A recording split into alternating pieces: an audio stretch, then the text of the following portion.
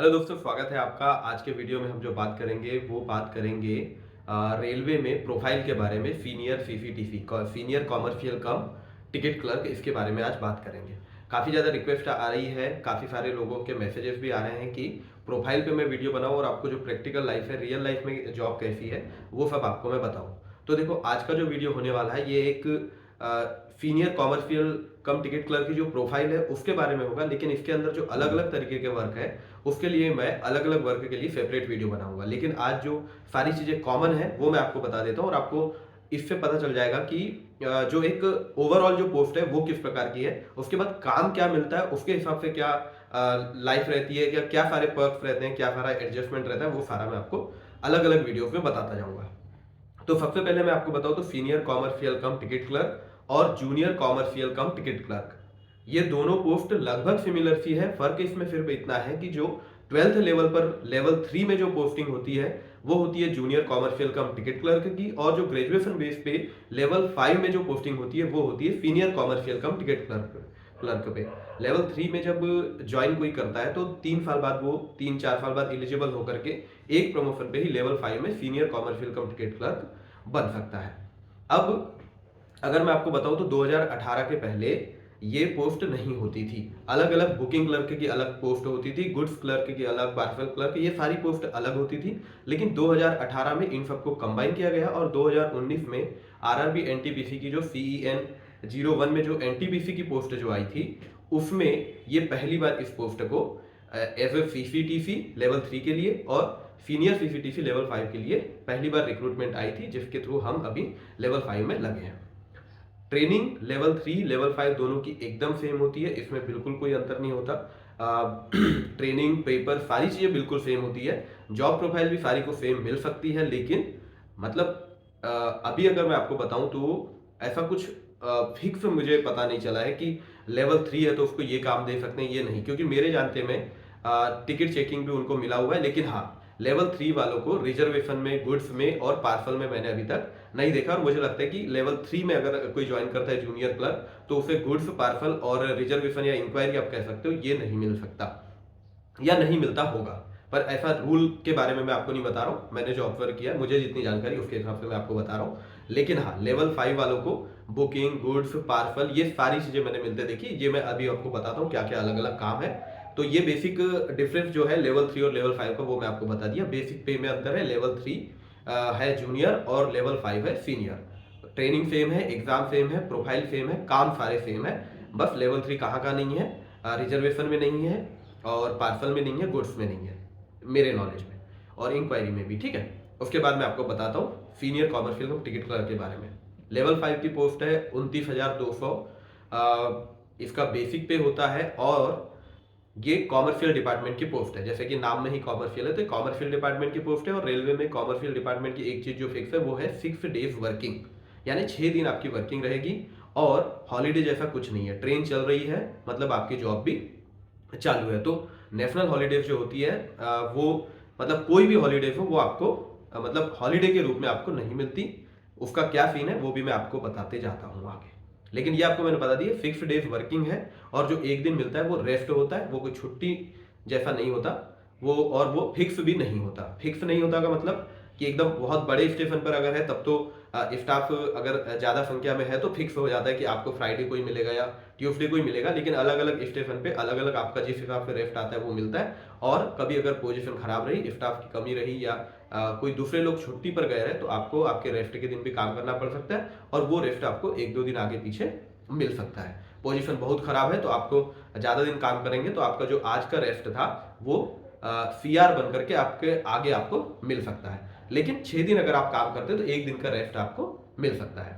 Holiday के बारे में एक बार बता देता हूँ क्योंकि अभी रेस्ट की बात चल रही है। तो कि जो नेशनल हॉलीडे होते हैं जैसे होली की छुट्टी, दीपावली की छुट्टी और भी जितनी तरीके की 16 छुट्टियां ऐसी हैं जो कि आपको NH के अंतर्गत आती है रेलवे के लिए, जिसमें आपको छुट्टी मिलेगी ही ये पक्का नहीं है। आप ऑफिस में बोलेंगे तो आपको छुट्टी मिल सकती है स्टाफ की पोजीशन के हिसाब से। लेकिन अगर छुट्टी नहीं मिलती और आप उस दिन काम करते हो तो आपको जैसे मैं लेवल 5 के बारे में बताऊं, सीनियर सीसीटीसी में, ये लेवल 3 के लिए भी सेम ही है। 477 रुपए, मुझे लगता है कि सेम ही है। तो 477 रुपए आपको NHA नेशनल हॉलीडे अलाउंस के रूप में मिलता है अगर उस दिन आप काम करते हो। अगर आप उस दिन काम नहीं करते, छुट्टी पर अगर आप जाना चाहते हो, तो उसको बोलते हैं एनएच लेना, यानी कि अपने नेशनल हॉलीडे लिया है। अगर ऑफिस में स्टाफ की पोजीशन सही है और आपको ऑफिस से अगर मिल जाता है तो आप एनएच ले सकते हो। इसमें आपको 477 रुपीज नहीं मिलेंगे और आपकी कोई छुट्टी भी इसमें कट नहीं होती है। इसका बेसिक मतलब है कि आपने एनएच लिया है। ठीक है, तो ये 16 एनएच होते हैं अलग अलग, जिसकी लिस्ट साल के शुरू में आपको मिल जाती है, या इस साल के जैसे 23 के आखिरी में 24 की लिस्ट मिल चुकी है। ठीक है, तो एनएच का मुझे लगता है मैंने आपको सारा बता दिया। इसके बाद अगर आपको मैं बताऊं इसमें काम क्या क्या होते हैं, जैसे senior commercial cum ticket clerk जो प्रोफाइल है, इसके अंदर कितने कितने प्रकार के काम है वो आपको एक बार शॉर्ट में बता देता हूं, लेकिन हर काम के लिए अलग वीडियो आपको अभी अगले दिनों में मिलता जाएगा। पहला तो काम होता है गुड्स का। गुड्स यानी कि जो माल यातायात होता है, मालगाड़ी को के ऑपरेशन से रिलेटेड, मतलब मालगाड़ी में जो सामान वगैरह जाता है उसमें कॉमर्शियल डिपार्टमेंट का जो रोल है वो करने के लिए भी हम एलिजिबल रहते हैं, तो वहां भी पोस्टिंग हो सकती है। हमारे साथ जिन लोगों की पोस्टिंग हुई है, जो मालगाड़ी बुक करना, सामान बुक करना, वो सब काम रहता है हमारा, तो उसमें हमारे साथ जो पोस्टिंग हुई थी, तो जितने लोग भी अगर गुड्स में जो लोग गए, काफी कम लोग गुड्स में गए हैं, तो गुड्स में जो लोग गए उनका काम अभी साइडिंग में उनको मिला है। साइडिंग क्या होती है, कोई भी एरिया में कहीं पर आप देखे होंगे कि जैसे एक तो मेन लाइन होती है और एक प्रॉपर किसी एरिया की तरफ जाती है, साइडिंग होती है जहां पे माल लोड अनलोड होता है। तो वो साइडिंग में कोई बीसी साइडिंग होती है, कोई साइडिंग लाइट होती है। तो लाइट साइडिंग में अभी हमारी पोस्टिंग हुई है नए लोगों की। वहां पर सप्ताह में 3 दिन ऐसा होता है कि बेसिकली काम रहता है ज्यादा, लेकिन साइडिंग बहुत ही अलग अलग होती है।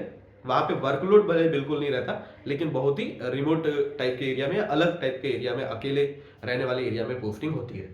वो जब मैं आपको पूरा उस पर वीडियो बनाऊंगा तो एक बार ये पूरा बताऊंगा। दूसरा काम है टिकट चेकिंग का। तो टिकट चेकिंग में लेवल जो 3 वाले हैं उनको प्लेटफॉर्म पे चेकिंग के लिए मिला हुआ है मेरे सामने।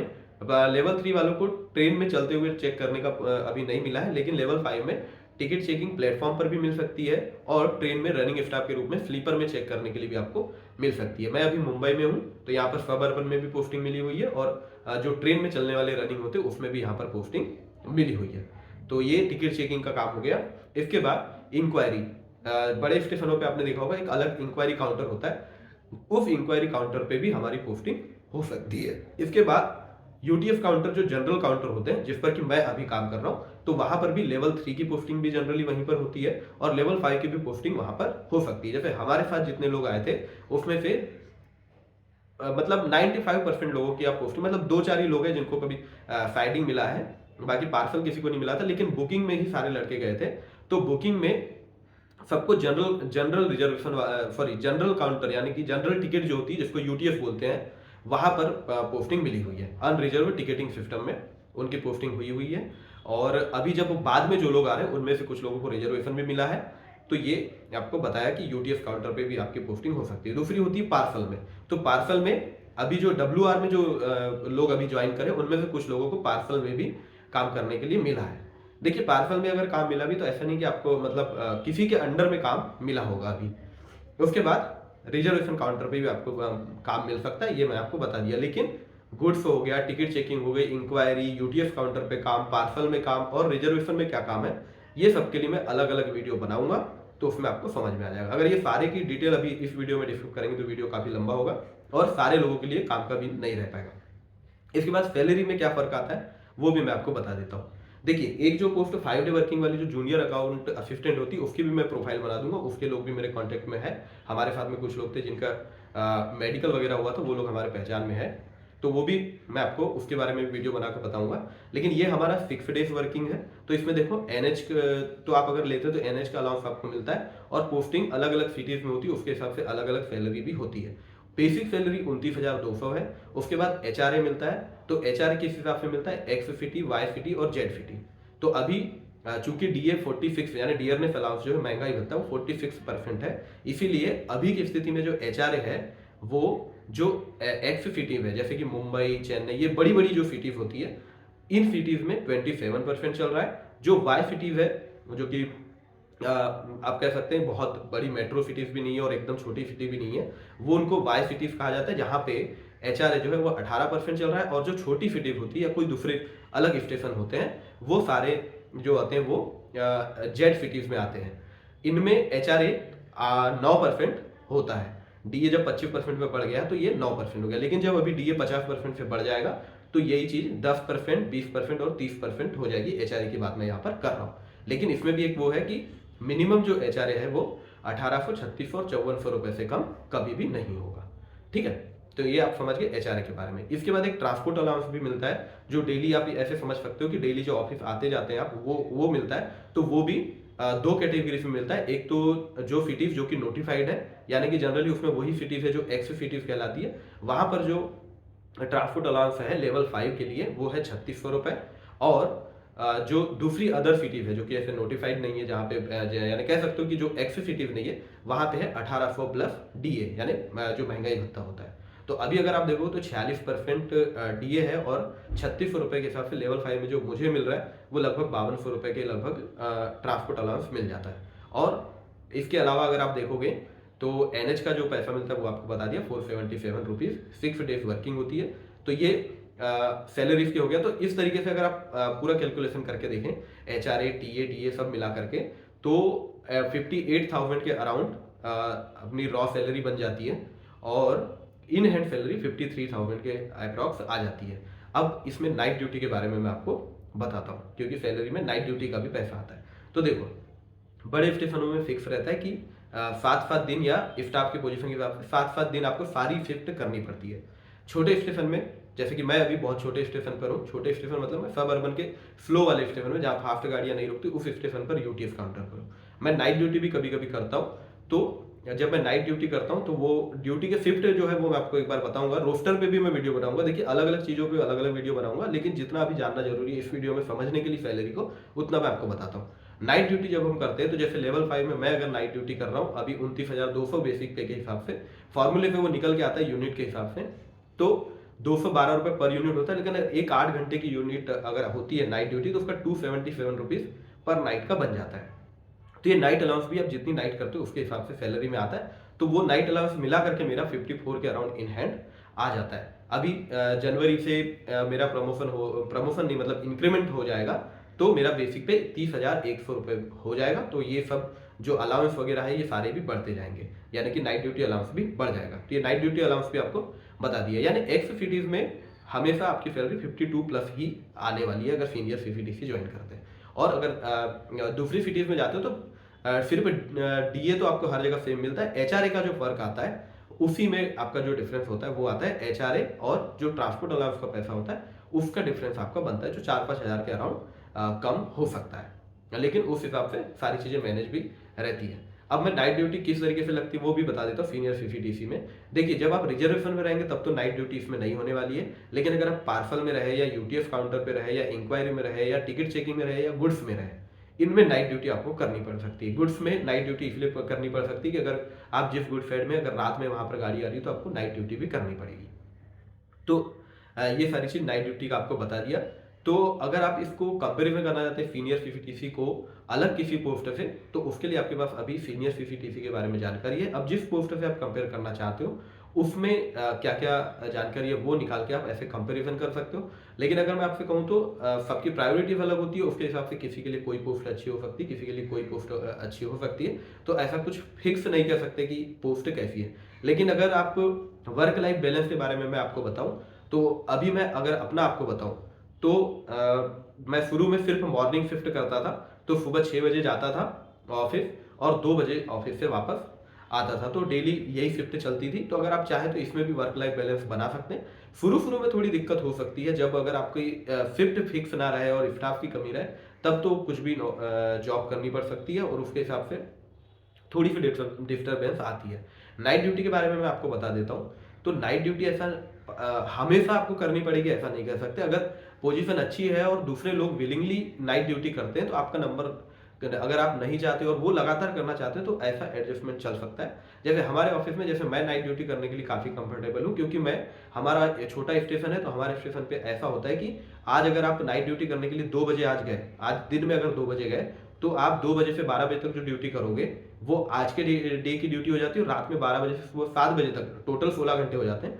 ऐसी ड्यूटी अगर करते हो तो वो कल की डेट में हो जाती है, यानी आज 2 बजे जाकर कल मॉर्निंग में अगर 8 बजे मैं वापस आता हूँ तो कल दिन भर मैं फ्री रहता हूँ, और परसों भी मैं 2 बजे तक फ्री रहता हूँ। तो जनरली अभी जो हो गया है वो ऐसा हो गया है कि मैं यही ड्यूटी लगातार कर रहा हूँ। और इसमें फिर ये फायदा होता है कि जैसे आज मैं सुबह 8 बजे वापस आ गया ऑफिस से, और कल मेरा रेस्ट है, यानी आज मैं दिन भर भी घर में रहने वाला हूँ और कल भी सारा दिन घर में रहूंगा और परसों भी दोपहर को मैं ड्यूटी पर जाऊंगा।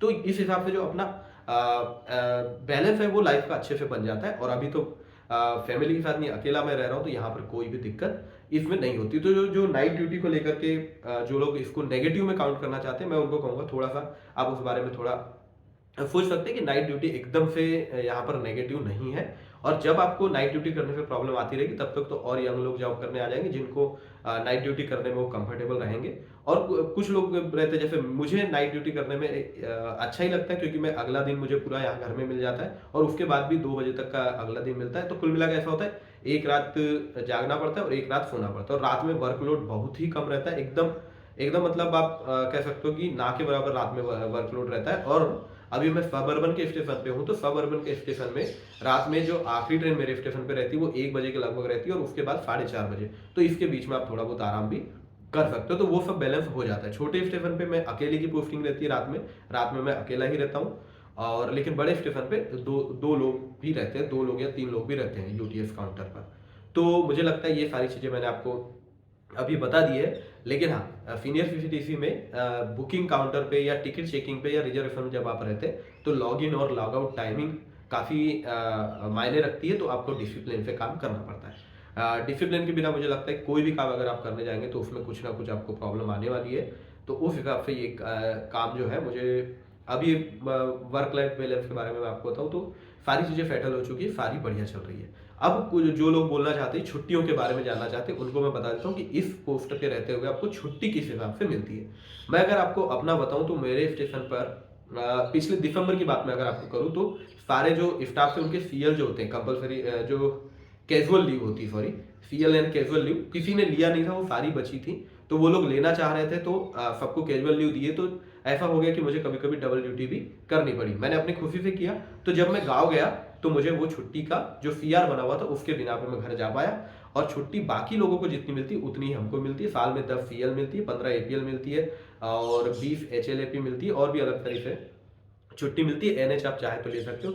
तो वो स्ट्रिक्टनेस भी नहीं है कि आपको छुट्टी बिल्कुल नहीं मिलेगी। मैं आपको बताऊं तो मैं हर महीने घर जाकर के आता हूँ, हर महीने कम से कम 5-6 दिन मैं घर में रहता हूँ और वो सब जम पाता है। धीरे धीरे जब इंटरेस्ट कम हो जाएगा घर जाने का तो मुझे लगता है छुट्टियां मेरे पास बचने लगेगी। तो छुट्टियों का भी एकदम इशू नहीं है। जब अगर स्टाफ की पोजीशन अच्छी है तो छुट्टी मिलने में कोई प्रॉब्लम नहीं आती।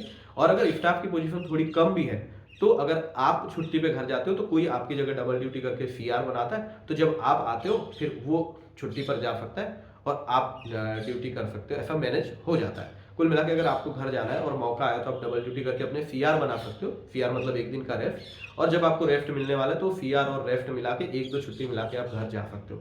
तो कुल मिला के मैं कहना चाहूंगा कि बाहर से अगर कोई चीज़ बहुत खराब लग भी रही है, लेकिन अगर आप एक बार उसमें अंदर आते हैं तो सारी चीज़ें धीरे धीरे सेट हो ही जाती है। जैसे छुट्टियों का मैंने काफ़ी सुन के रखा था पहले कि रेलवे में छुट्टी का बहुत ज़्यादा, मतलब छुट्टी बिल्कुल नहीं मिलती, ऐसा मैंने सुन के रखा था। लेकिन मुझे छुट्टी को लेकर के अभी तक कोई प्रॉब्लम नहीं हुई है। और जो छुट्टी आपको इंटाइटल जिन छुट्टी के लिए आप हो वो तो आपको मिल ही सकती है, कभी ना कभी तो मिल ही जाती है। और कोई अगर इमरजेंसी सिचुएशन है तो छुट्टी मिलने में कोई दिक्कत नहीं है। आपके ऑफिस में सारे एडजस्टमेंट होकर आपको छुट्टी मिल सकती है। तो ये सारी चीज़ आपको मैंने बता दिया। अब अलाउंसेस पे मैं अलग वीडियो बनाऊंगा और सीनियर सीसीटीसी के अंदर जितनी सारी पोस्ट है उन पे अलग अलग काम के बारे में भी अलग अलग लोगों से बात करके डिटेल्स निकाल के मैं वीडियो बनाऊंगा। काफ़ी फ्रिक्वेंटली मैं वीडियो नहीं बना पाऊंगा क्योंकि मैं दूसरी चीज़ों में व्यस्त रहता हूँ अभी, और टाइम उतना ज़्यादा नहीं बच पाता। एक जो मोस्ट इंपॉर्टेंट चीज़ है, अगर जो लोग इस वीडियो से चले गए होंगे कि मैं ये बात नहीं बता रहा हूँ, अभी याद आई तो बता देता हूँ कि अगर आप ये सोचना चाहते हो कि सीनियर सीसीटीसी की जॉब करते हुए आप दूसरी एग्जाम की तैयारी कर सकोगे या नहीं, काफ़ी इंपॉर्टेंट सवाल है, तो मैं आपको बता देता हूँ। अगर आपके अंदर विल पावर है तो टाइम की कमी आपको नहीं पड़ने वाली है। जैसे ड्यूटी में उतना थकते नहीं है बिल्कुल, मतलब बहुत थकान वाली ड्यूटी तो ये मैं आपको कहना चाहूँगा बिल्कुल नहीं है, बहुत ही बढ़िया काम है।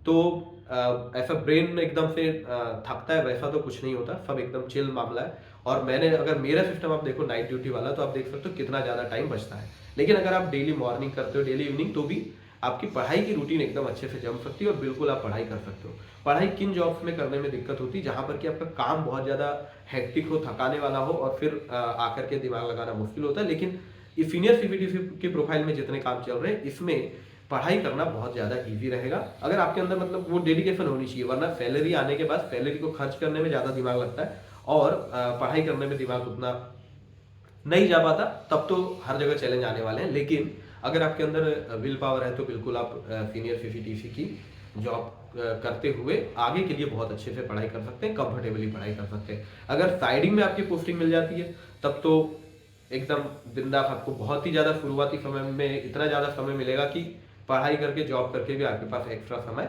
बच सकता है। तो अगर नेगेटिव्स के बारे में मैं आपको बताना चाहूँ तो आपको जितना मैंने अभी तक बताया, इनमें से अगर आप कोई नेगेटिव ढूंढ पाते हैं तो अच्छी बात है, लेकिन ऐसा स्पष्ट क्लियर नेगेटिव अगर मैं आपको बताऊं तो सिर्फ एक है कि 6 डेज वर्किंग है, 5 डे वर्किंग नहीं है और नेशनल हॉलीडे पे आपके हॉलीडे नहीं है। जैसे अगर कोई दूसरी पोस्ट होती है जैसे बैंक हॉलीडे वाले दिन में, तो बैंकों में भी अभी 6 डे वर्किंग है, लेकिन अगर आप देखें टीचर वगैरह या कोई स्कूलों की छुट्टी जैसे रहती है वैसी छुट्टी रेलवे में नहीं रह पाती। तो ये बस एक नेगेटिव है जो मुझे लगता है कि आप अगर नेगेटिव ढूंढना ही चाहें तो ये नेगेटिव आप ढूंढ सकते हो कि गारंटी नहीं कि आपको दीपावली में छुट्टी मिलने वाली है, होली में छुट्टी मिलने वाली है।